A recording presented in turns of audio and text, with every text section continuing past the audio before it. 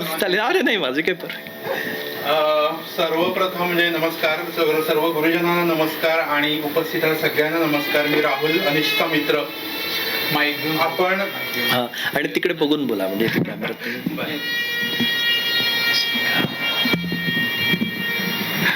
पुन्हा एकदा नमस्कार सगळ्यांना.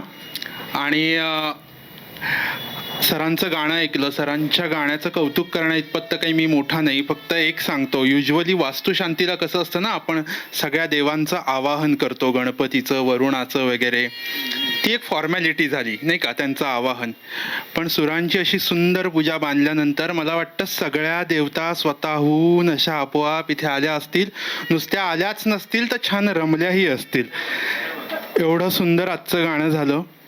आणि त्याच्या आधी म्हणजे जो माझ्यासाठी फार असं सुखद धक्का होता तो म्हणजे अनिशचं गाणं. आमच्या 12-15 वर्षाच्या जे काही मैत्रीतलं मी पहिल्यांदा ऐकलेलं अनिशचं गाणं.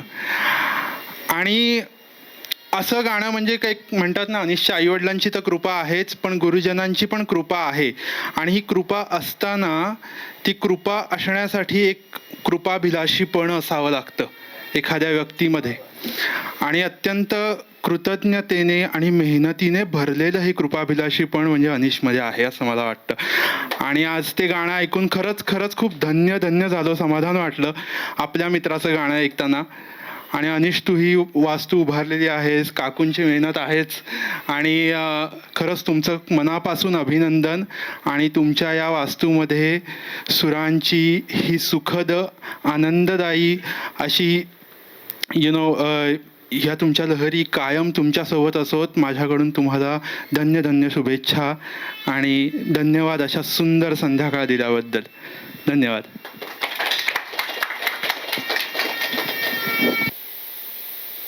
आता जेवण आहे त्यामुळे थांबूया.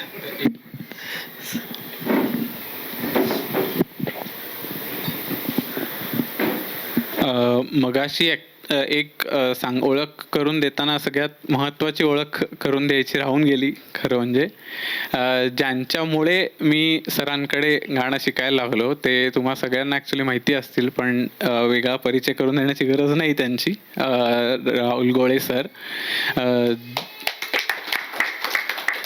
तर ते आज इथे आले आणि त्याच्याबद्दल त्यांचे खूप म्हणजे आभार. तर म्हणजे मानणं चुकीचंच आहे खरं, कारण त्यांनी म्हणजे खरं तर त्यांच्यामुळे मी गाणं शिकायला लागलो आणि जे काय पोचलो तर त्यामुळे कृतज्ञता व्यक्त करतो फक्त बस.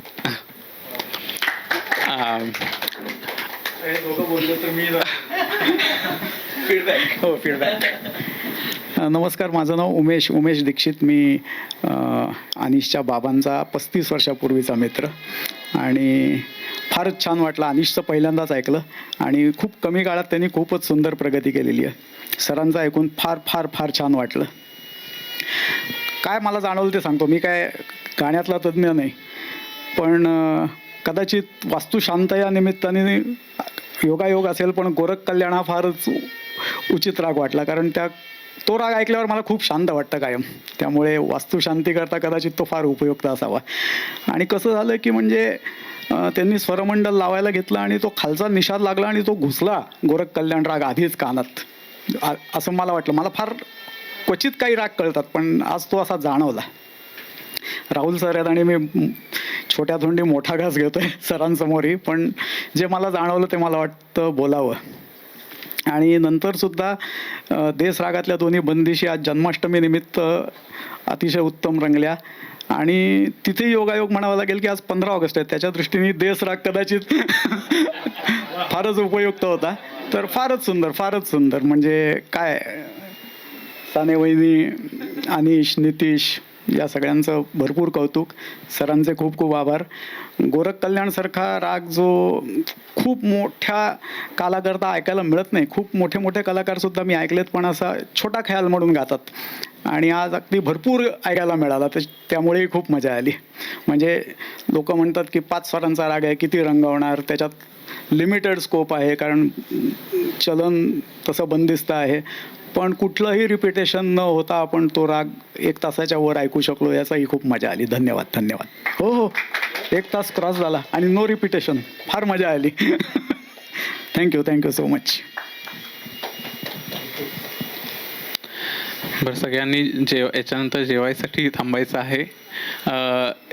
एक हां, फक्त सगळ्यांचा सत्कार म्हणजे आभार. नाही असं नाही.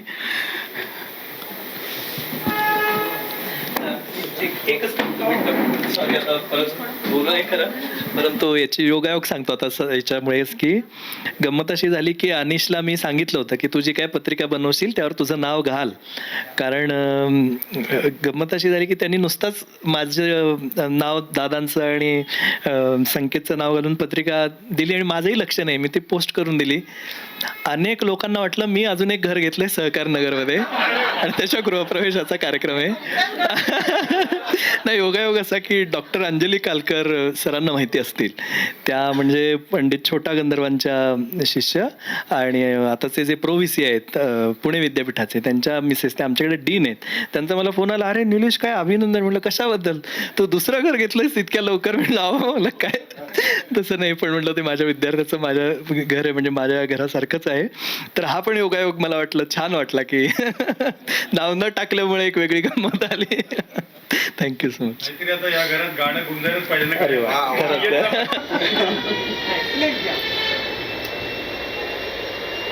काय आवश्यक.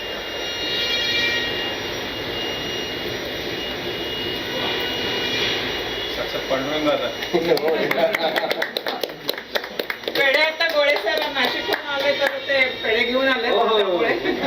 नको, नमस्कार.